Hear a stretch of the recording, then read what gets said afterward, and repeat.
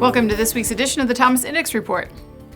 Autonomous cars aren't the only autonomous vehicle technology making waves in the industry. As the U.S. continues to invest in rebuilding aging infrastructure such as roads and bridges, construction equipment is also getting a reboot.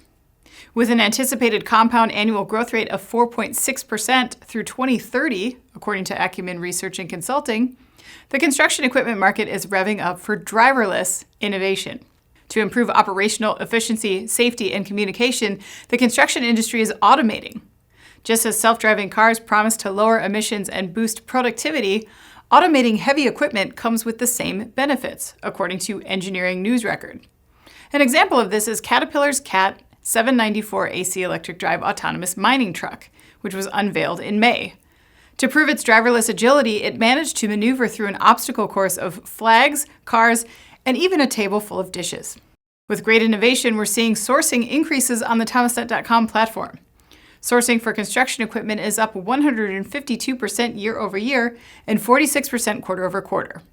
We believe two factors are also contributing to this surge. The recent launch of the $1 trillion Infrastructure Investment and Jobs Act in November of 2021 may have contributed to the $302 billion construction equipment segment.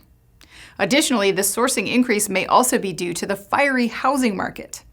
At the beginning of 2022, new home construction jumped at its largest rate since 2006, according to census data.